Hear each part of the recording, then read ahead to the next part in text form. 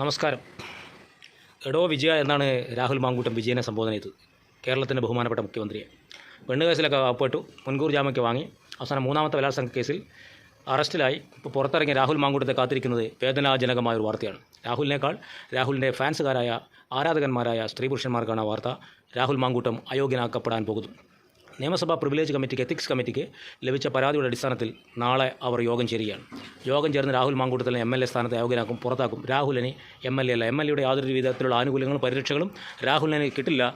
രാഹുലിന് MLA ആണ്, മുൻ MLA ആണ്, ഒരു സാധാ പൗരനാണ്, എന്നെപ്പോലെ നിങ്ങളെപ്പോലെ സാധാരണക്കാരനെ പോലെ. ഇനി രാഹുലിന് പുറത്താക്കാനുള്ള അവകാശം എത്തിക്സ് കമ്മിറ്റിക്കില്ല. അതങ്ങനെയാണ് ഇങ്ങനെയാണെന്നൊക്കെ ഒരു നിയമപ്രശ്നമാണെങ്കിൽ ആ നിയമപ്രശ്നമൊക്കെ കോടതി കയറി അതിനൊരു വിധി വരുമ്പോഴേക്കും അടുത്ത 5 കൊല്ലം കഴിഞ്ഞിട്ടുണ്ടാവും. ഏതായാലും രാഹുൽ മാങ്കൂട്ടം MLA ഇന്ന് അർദ്ധരാത്രിയോടുകൂടി MLA ആകാതെ വെറും രാഹുൽ മാങ്കൂട്ടമായി മാറാൻ പോകുന്ന കാഴ്ചയാണ് നമ്മൾ കാണാൻ പോകുന്നത്. എടോ വിജയ എന്ന് വിളിച്ച രാഹുലെ, വിജയൻ ആരാണെന്ന് എനിക്കിപ്പോൾ മനസ്സിലായിട്ടുണ്ടാവും.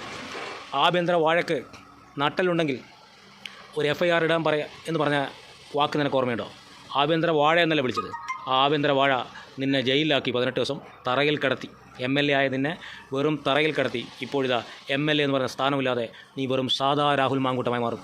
ആരായിരുന്നു നീ? ആഭ്യന്തര വാഴ എടാ വിജയ എന്ന് വിളിക്കുമ്പോൾ നീ യൂത്ത് കോൺഗ്രസിൻ്റെ സംസ്ഥാന പ്രസിഡൻ്റായിരുന്നു, MLA ആയിരുന്നു.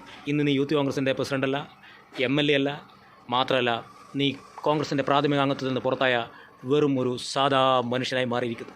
അതാണ് പറഞ്ഞത്. ബൈബിളിലെ വാക്യം, അബദ്യാവിൻ്റെ പുസ്തകത്തിലെ വാക്യം, നീ എത്ര ഉയരത്തിൽ കയറി പാറപ്പുറത്ത് കൂടുവെച്ചാലും നിന്നെ ഞാൻ താഴെ ഇറക്കും. നീ ആകാശത്തിൽ കൂടുവെച്ചാലും നിന്നെ താഴെ ഇറക്കും. നീ ആഭ്യന്തര വാഴയെന്ന് വിളിച്ച പിണറായി വിജയൻ നിന്നെ താഴെ ഇറക്കിയിരിക്കുന്നു, വെറും താഴേക്ക്, തറ നിലവാരത്തിലേക്ക്. നീ എവിടെയായിരുന്നോ അവിടുന്ന്. നിൻ്റെ പതനം നീ വിളിച്ചു വരുത്തിയതാണ്. നിൻ്റെ നാശത്തിൻ്റെ കുഴി നീ തോണ്ടിയതാണ്. നിൻ്റെ അഹന്ത. നീ എന്താ പറഞ്ഞത്? ക്ലിഫ് ഹൗസിൽ മരപ്പട്ടിയിരിക്കുന്നു. ആ മരപ്പട്ടിക്ക് ഇതിനേക്കാൾ വിവരം ഉണ്ടാവുന്നൊക്കെ. എന്തൊക്കെയാണ് നീ വിളിച്ചു പറയുക? വാക്കുകളൊക്കെ അല്പം സൂക്ഷിക്കേണ്ട രാഹുലെ. എല്ലാം നിനക്ക് തന്നെ തിരിച്ചു കുത്താൻ പോകുന്നു. രാഹുലിനെ താങ്ങി നടക്കുന്ന, രാഹുൽ അങ്ങനെയാക്കും ഇങ്ങനെയാക്കും, രാഹുൽ മറ്റേതാണ് മറിച്ചതാണെന്ന് പറയുന്ന എല്ലാ ഫാൻസ് മാന്യന്മാരും മനസ്സിലാക്കേണ്ട ഒരു കാര്യമുണ്ട്. എല്ലാം നിയമപ്രകാരം മുന്നോട്ട് പോവുകയാണ്.